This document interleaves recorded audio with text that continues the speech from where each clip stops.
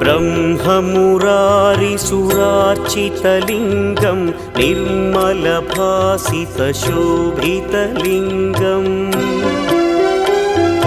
जन्मजदुःखविनाशकलिङ्गं तत्प्रणमामि सदा शिवलिङ्गम्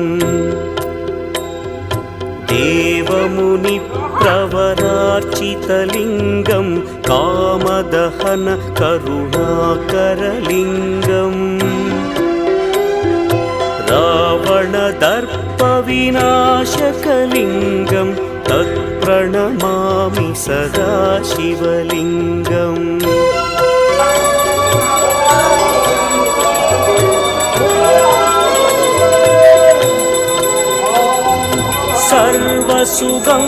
सर्वसुगन्धसुलेपित